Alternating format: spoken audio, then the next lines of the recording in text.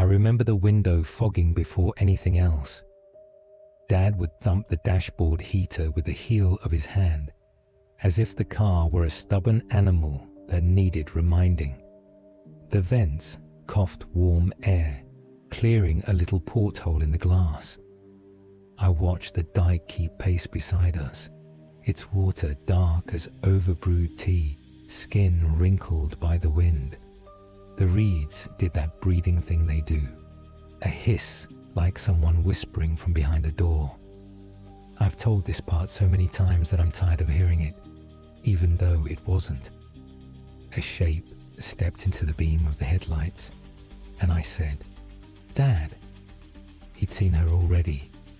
His hand moved from the gear stick to the indicator by reflex, indicator useless on an empty road.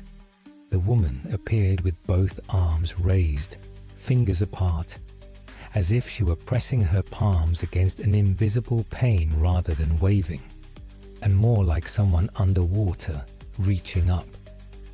Dad braked hard enough that the belt bit my shoulder.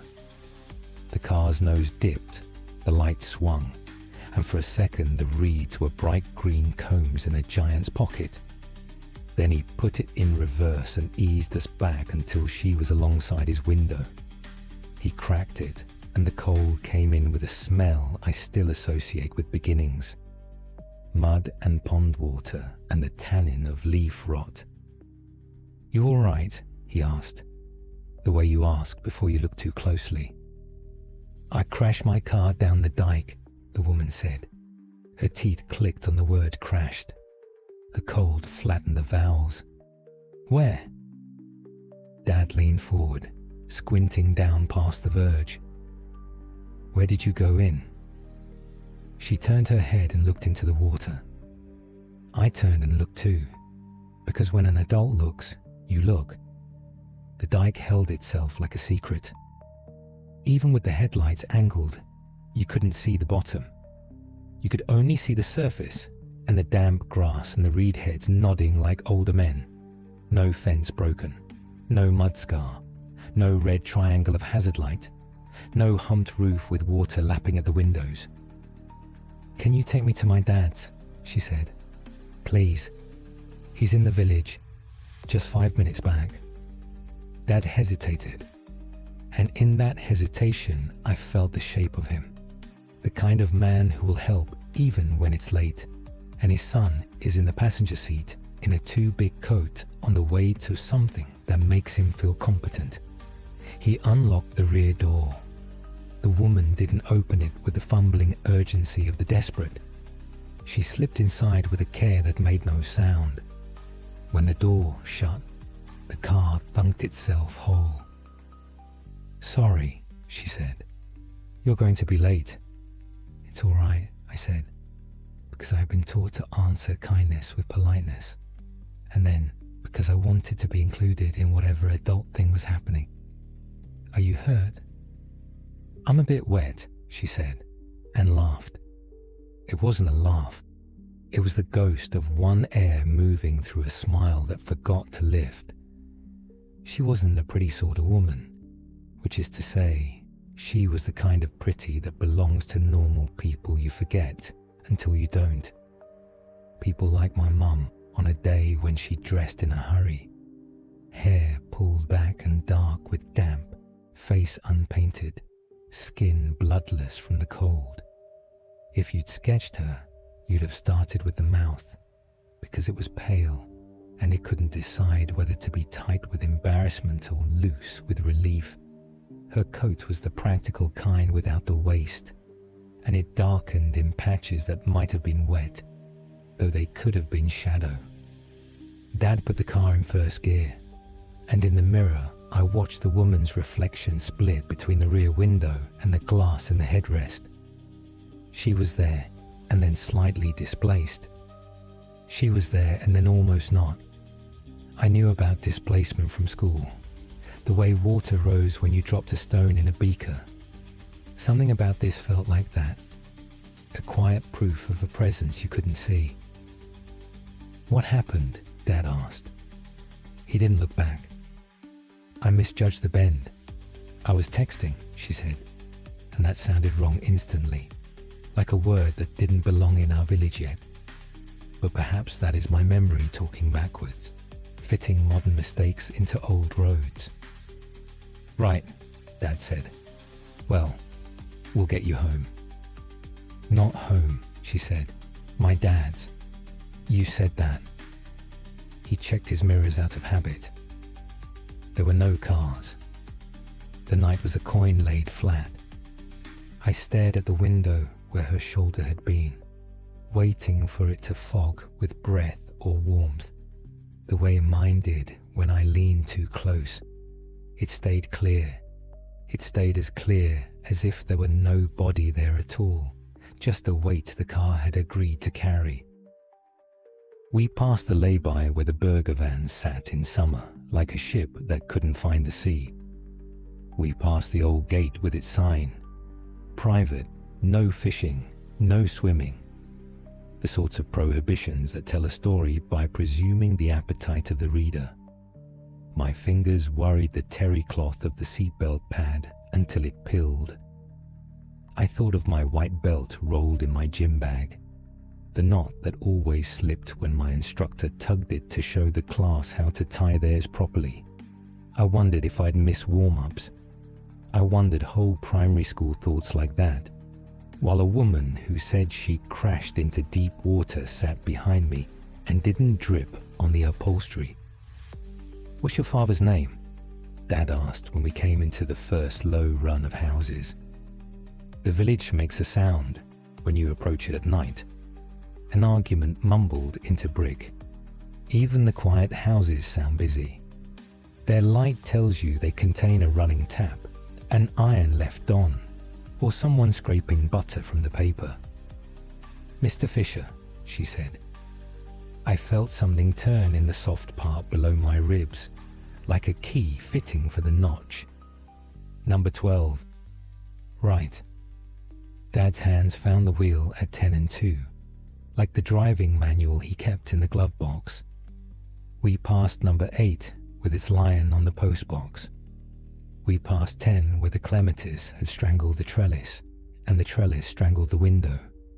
When he indicated out of habit at 11, a flick of amber nobody would see, he braked at a gate where the metal had eaten paint, and the paint had eaten sun.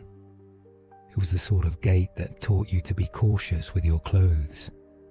Here we are, Dad said. Do you want us to see you to the door? No. The word was small and polite and fell between the front seats like a coin that wouldn't be found until years later. Thank you. I'm sorry to make you late. It's all right, I said again, because it seemed essential to be asked this question twice. She opened the door and got out. The dome light made all of us briefly tender. For a second, Dad's stubble was bright as lint. Her hair shone like something not hair. She stepped onto the lane and shut the door carefully. I watched her walk to the gate. What I mean by walk is that I saw the shape of movement, her body aligning with the dark uprights, her head turning fractionally toward the house and then fractionally back, as if to express gratitude without bothering her mouth. She reached the gate, and then I can't be exact, because she was either behind it or through it, or the gate was further away than it looked. The hinge squealed as if moved. The bars took in the light and gave none back. She didn't stumble or hurry. She became elsewhere. Dad said, right, the way he used to say it when he tightened the last screw of something you couldn't tell he'd fixed. I watched the seat behind me the way you watch a pond. After someone tells you there was a body in it, it was unmarked. It had its own smell. Vinyl warmed, vinyl cooled. I put my hand out without looking and touched where her coat would have rested. It was neither wet nor particularly cold. On the way to the dojo, I said, her clothes should have left a mark. Dad said, which is what a father says when he doesn't want to scare you by agreeing. The instructor frowned when we arrived. "Late, is it?" he said in that way that makes lateness a moral failing. I bowed to the line, took my place at the end, and did the ritual motions with my mind somewhere that wasn't allowed to be named inside the hall. On the front wall, there was a poster of a man in a white GI. He was doing a kick with a face that wanted you to think he was calm. The poster made everything a little worse. When class ended, Dad was already at the door. We stepped outside, and the coal peeled a layer off my ears. He said, "I'm going to drive back past the spot." I said, "Mum will be cross." And just like that, we had to. If you mention a mother's crossness, you owe it some proof. We went back along the Dyke road with less confidence. The headlights tried on different distances. The beams had a grain to them, as if soap had been rubbed between wet hands. Dad slowed at the bend where she had, what was the word, gone in. He pulled onto the verge and stopped. We both looked. We both did that thing where we narrate. No broken fence, no skid marks. No, look, is that an... No. The silence yielded a dozen false positives, and then we declined. The reeds were glossy with attention. The Dyke smelt alive. It's a smell I can pick out in any country in any season, and say, underneath their different grasses, all dykes share a mother. "Maybe further up," Dad said. He drove 10 yards, and then 20. He turned around. He drove back. Our tires made a soft, wet-sounding squeak as we squeezed the grit. "Maybe she crashed a little farther down," I said, because I'd learned that if you give an adult a plausible shape to put around their concern, they will rest their hands on it. Maybe. We didn't find anything. The place was clean, in the way things are before a mess happens. Dad was quiet on the way home, and that quiet hummed in the car, and I wanted us to tell it where to sit. He said at last, "We did the right thing." "I know." We told Mum the story as a good story, with a relief-filled ending after having behaved correctly. She asked what the woman looked like, and Dad said normal, and I said wet. And Mum smirked the way she smirks when she knows both men in the kitchen are being dramatic by thinking they're not. She sent me to brush my teeth. I stared at my mouth in the mirror as if it belonged to someone who might tell on me. In the morning, on his way to work, Dad drove the Dyke Road again. That evening, he told me at the table, while Mum clinked plates. No sign, not a thing. "Maybe someone pulled her out," Mum said, and turned off the tap hard, so the pipes clanged and made the house cough. Dad went quiet for the length of time it takes to measure something inside your head. Then he said, "Maybe."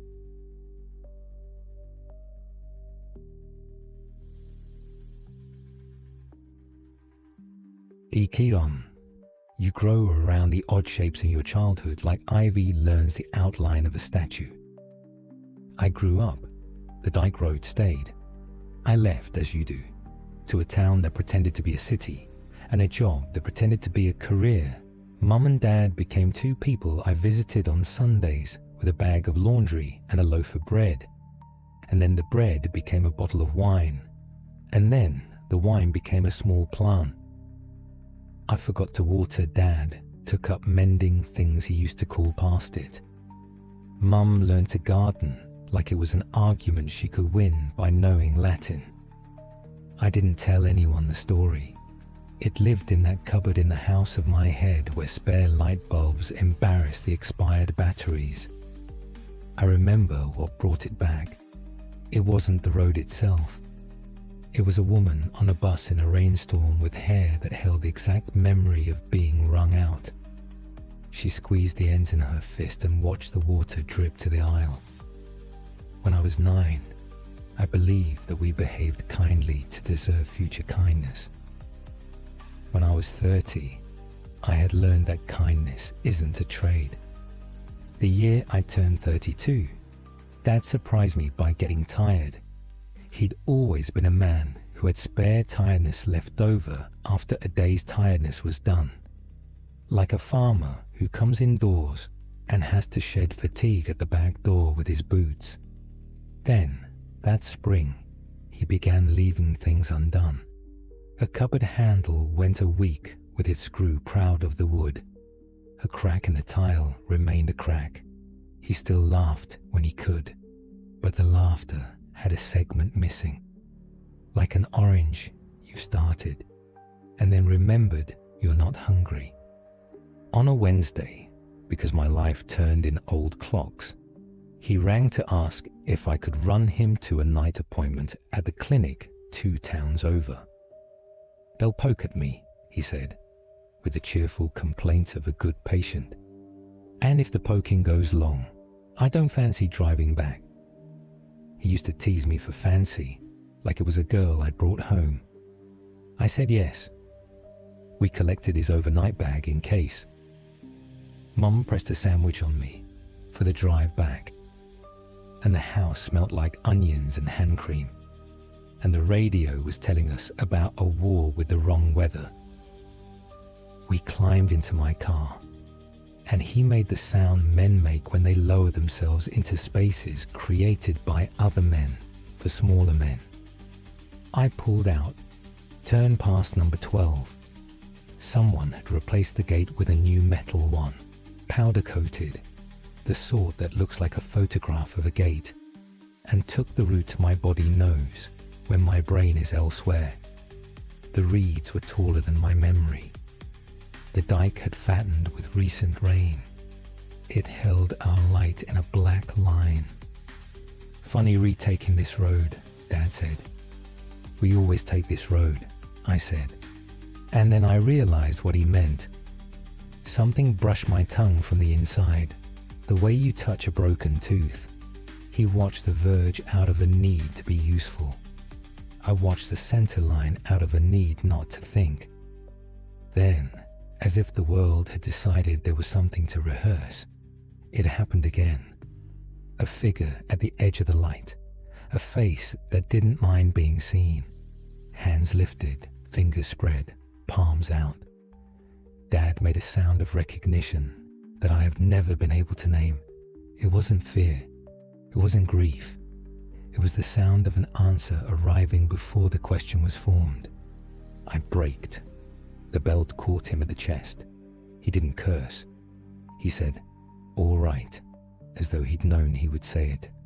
The woman was younger than the one in my boyhood memory, or else as old, and I had mistaken the elasticity of years. She was wet, not theatrically, not in that way films think of wet as a costume, but wet like the inside of her clothes was the right side of a puddle. Her hair lay flat, and at the ends it clung like seaweed clings. She wore a coat you could call by its color and have other people remember theirs in a brighter shade. When she spoke, it sounded like the word had traveled through water to reach her mouth. "I crashed my car into the Dyke." The sentence passed between Dad and me like an heirloom handled carefully. He rolled down the window and the Dyke smell came in. That iron sour, that graveyard of leaves. "Where?" he asked, precisely as he had asked before. In his voice, I heard the old hinge of a choice swinging. She turned her head and looked where I didn't want to look. There was nothing. There was the water pretending not to breathe. Reeds were rehearsing their shiver. There was no break in the fence, no furrow, no glimmer. Nothing of that little modern traffic grammar that tells you something happened here. Resolve your face accordingly. "Can you take me to my dad's?" she asked. "Please." Dad's hand found the lock. He looked at me as if to say something against this. I didn't. I watched myself not say anything. I was the same boy. I had been in a larger body with more keys. The woman slipped into the back seat. The dome light softened us. Dad's hair was now the kind of grey that sees itself. Mine hadn't earned that yet. Her face was paler than a face I felt the weight of her without touching any part of her. The smell of the car changed, but the way a room changes when you decide not to talk about something.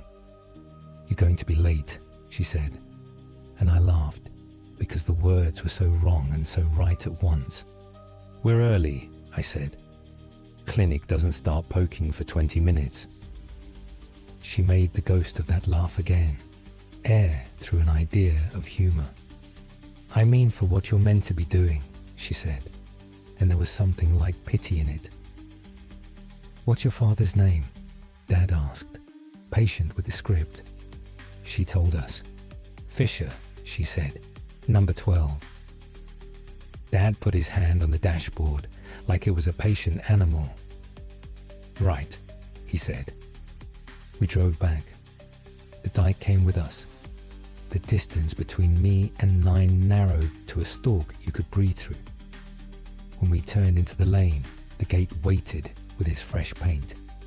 It looked less like a gate than it had before, which is a way of saying it looked newer and therefore less itself. She opened the door before I'd quite stopped. "Do you want us to—" I began. "No," she said. Not rude, just finished. She walked to the gate, and then something that had lived in me since I was a child happened again, exactly as it had. A mistrust between distance and depth, a disagreement between where the body was and where the eyes said the body had been. She arrived at the metal bars, and then she wasn't on the side I expected. I know how that sounds. I know you're thinking she slipped through a space, or the dark made a Joker perspective. You may be right. She did not look back. In the silence that followed, I learned something about silences. They are not empty. They are full of the things you didn't say. Dad looked at the seat behind him. I looked at mine. There was the faint outline of nothing where a body had been. "Do you remember," he said finally, "when you were small?" "Yes." "I went back the next day," he said, "and there was nothing. Of course, there was nothing. It's a tidy sort of road." "Maybe she didn't crash." "No." He shook his head, like he was replying to another question. "No, she didn't." He didn't ask me to explain. I didn't ask him why he'd used the present. He smiled his tired half smile and said, "We did the right thing." And I wanted to ask him what good a right thing does when nothing changes. At the clinic, the lights were the color that bleaches the world of anything that looks like skin. I left him with a receptionist who named him by his birth date and carried my hands outside without knowing what they were planning to do. I walked to the end of the car park to where the fence gave up, pretending it was a hedge, and became honest wood. There was a ditch beyond it, dry and shallow, not a dike at all. My throat unlocked a small laugh that sounded like a cough concluding. When I came back, Dad was already done. "Quicker than I thought," he said. "They didn't find anything." He didn't mean it as a joke, and I didn't laugh. We drove home. He dozed with his mouth parted and made a sound I recognized from childhood, a page turning itself. At number 12, the new gate was remarkably new. A light was on in the front room. A shape moved inside. It could have been a television or a human. I was tempted to park, knock, and say, "I've done you a kindness once and then again. Will you grant me a small one in return?" But I didn't want to put a face to anything. You can live a long time alongside a mystery, so long as you haven't given it your surname. I dropped Dad, and he did that pantomime of "I'm fine." Watch the stairs, the one all men do in front of their sons when the stairs have grown taller since morning. He said, "Thank you," with a finality that meant for the drive and for the other thing we were pretending not to name. Mum held the door, smiled, and assessed me with the quick wipe of her eye that takes away the shine of worry. I said I'd go straight home. I lied. I turned the car around, and I went back to the Dyke Road as if some promise had been made, and I was late for it. The night was not theatrical. It was the same quality of night you get in November when the sugar beet is off the fields and the tractors are sleeping under tarps. I drove slowly. The window cracked because I wanted to smell the water. It obliged. That smell slips through anything. It fills your clothes with its better memory of them. I stopped at the bend. I put on my hazards, as if that meant anything in the open air. The flash painted the reeds in orange and off. I got out, and the cold put its hands on my ears. I walked to the verge and stepped down into the grass, testing whether the ground wanted me. The dike was near enough that I could have fallen into it by mistake. I would have called it curiosity. The surface held the sky in its mouth. I bent down and put my hand to it. The water was warmer than the air. I don't know why that made me want to cry. When I held my hand up, it smelled like pennies, like the palm of an older man's hand after he's counted change. My breath made a white thing, and the water unmade it without caring. "Excuse me," a voice said. I turned too fast and my shoes slid. A torch beam found me and named me man. The beam's halo held the shape of a person in a high-vis jacket. "You all right there?" the person asked, the way we have learned to ask without accusation. "I'm fine," I said. "Someone crashed here earlier." They swept the torch along the verge, across the unbroken fence, down into glistening grass wearing only its usual dew. "Did they?" they said. "A woman," I said. "We picked her up. She asked to be taken to..." I stopped, because something in me refused the next piece. The beam came back up, found my face, and then took pity on it. "Well, there's no sign," the person said after a moment, with a kindness that wasn't condescension. "It's a tidy sort of road." I laughed then, because it felt like the only thing language had left for me to do. The person didn't mind. They said, "We see all sorts out here at night. You heading home?" "Yes," I said, "soon." When they were gone, I stood a little longer. It felt wrong to leave without having been told to. The reeds spoke to the wind, and the wind answered. The dike kept its black mouth closed around what it wasn't saying.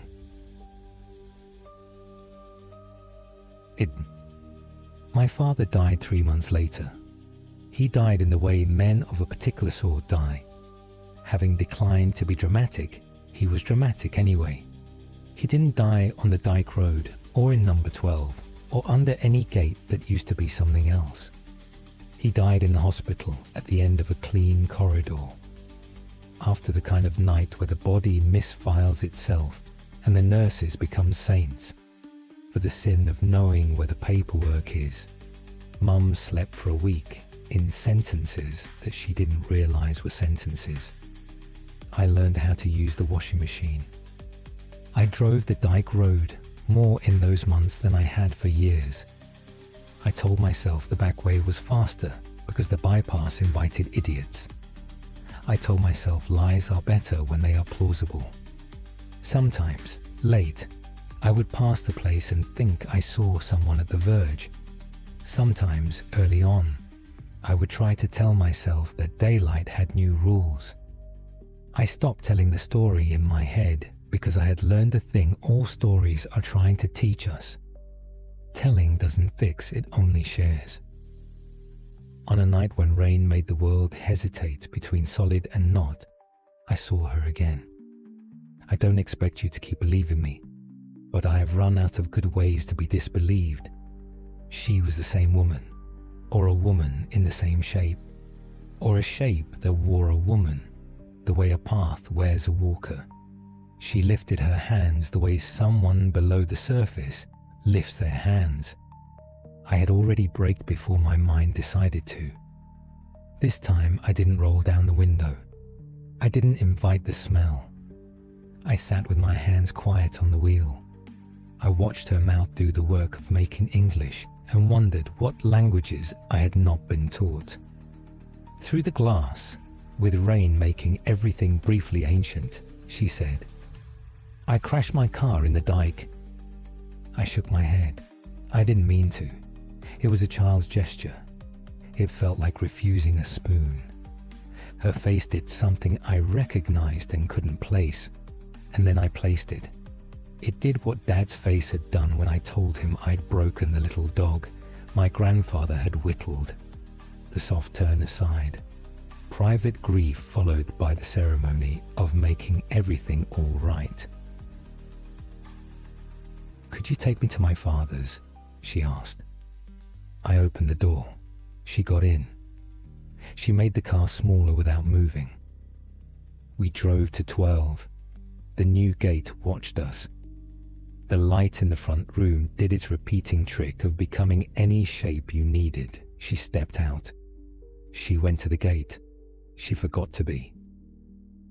This time, something that might be called anger, if it had more teeth in it, stood up in me. I got out and followed. The rain patted my head like an absent parent. I reached the gate and stepped through into the small square of the front garden, where nothing grows well because it is constantly being used for practice. The path led to the door, which was, not to ruin your appetite, just a door. I knocked. The sound traveled into a house that knew how to carry sound. After a measurable moment, the hallway light came on. A man opened the door halfway. He was about my father's age, which would have been if my father had been a man who wore a cardigan in an apologetic maroon. He had the face of someone who has learned to accept deliveries of bad news with a signature that tries not to look like a name. "Can I help you?" he asked, politeness taking forward position, while suspicion checked the flank. "I'm looking for Mr. Fisher," I said. I gestured behind me as if the car were evidence. "We brought your daughter home." The man's face did something like relief, then its opposite, the way you take a breath to say thank you and find the word scratched out. "My daughter," he said, as if tasting the syllables to be sure of their sequence. "She crashed her car," I began. He shook his head. "No," he said. "No car, no daughter." He looked past me at the rain. He looked at the gate as if willing it to explain itself. We had a daughter," he said. And there it was, the grammar that pins butterflies.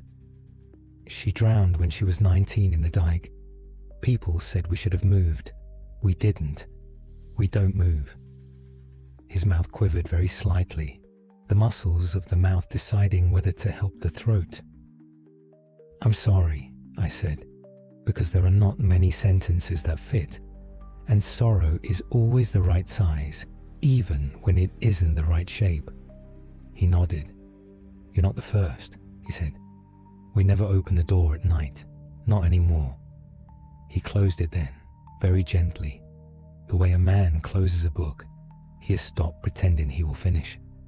I stood in the small square of garden and felt the word first finger its way into a part of me that had tried to keep the door closed. Rain shook it harder. I turned, went back to the car, gripped the wheel with hands that didn't know where to be. I didn't drive home right away. I sat and watched number 12's light-learned patience. I am telling you this now because people will tell you that the supernatural is a faulty reading of the natural. They will say trauma repeats itself in harmless ways, and our pattern-hungry minds thread them into a story. They will tell a woman drowned, and the Dyke keeps the story of her inside it, the way a tongue keeps a cut. They will say, I saw what Dad primed me to see, and what grief honed, and that every Wednesday on that road will be a Wednesday with a woman. Until I learn to go the other way, I have said all these things to myself and found them sensible. I have believed them the way you think about the weather forecast when you have to go to work, regardless. And yet, the night after I met the man who didn't open his door at night, I woke to the sound of someone moving through my flat with the confidence of the familiar. The kitchen tap ran for a count of 5.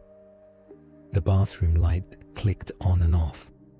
I lay in the bed I had thought was safe because I'd bought it with my own money and rebuilt it every time I moved house, trying to think of anyone who knew my door code and would be kind enough to rinse a glass.